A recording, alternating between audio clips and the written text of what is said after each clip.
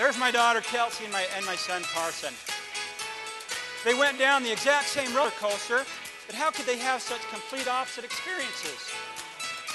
And how is this analogy relevant to life? What's the parallel to our training today? What's the parallel to the book you read, to the class you take?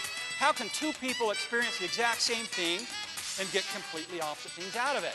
My challenge is I hope you'll be like my Kelsey today in this workshop. Here it's this. Let me teach you an important principle. You've got to learn to become a great spotter. Let me give you an example. George de Maestro, a Swiss mountaineer, was out wandering his dog one afternoon, came in the house and his pants were covered with cockleburrs.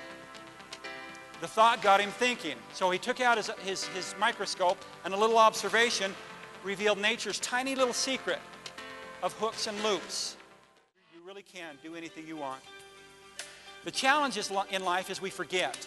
And when we forget, we become uninspired and nothing happens.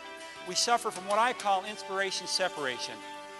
You know, a book, a movie. I hope you're inspired right now by Kyle MacDonald, by Paul Potts, by Kristen Murdoch.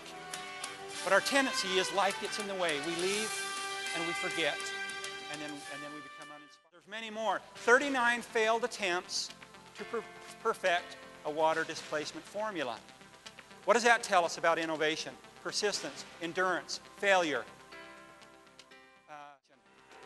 What I call random thinking and structured thinking.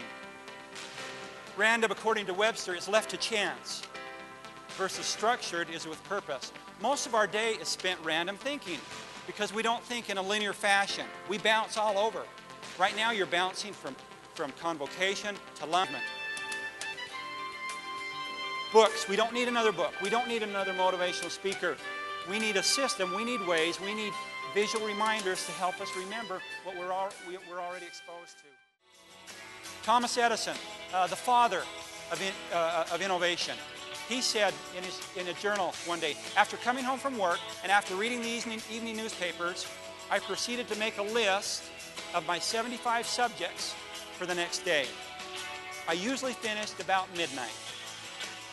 Is it any wonder he's credited to over 1,000 patents? That's his to-do list for the next day. An interesting side note, in my research, I wrote myself an abundance check. And where in his bedroom do you think he put it? On the ceiling. So that every morning when he woke up, he saw a visual reminder to remind him of what he was about. Remind him of what he wanted to spend his day working towards. Now, if he took animate one step further, he'd move it in a few days so that it didn't become wallpaper. And action. The exciting thing about innovation, or these are just a few of my ideas. What will you come up with? Your own inspirational triggers. Inspire, innovate, achieve. Your own visual memory joggers, your own reminder training to counter the forgetting curve that we all fall into. And make it your now. What does this all mean? You can do anything. You really can. You can have anything. You can be anything. Anything. That's my story, and as this country song goes, and I'm sticking to it, the rest of your story begins now. Thank you for having me.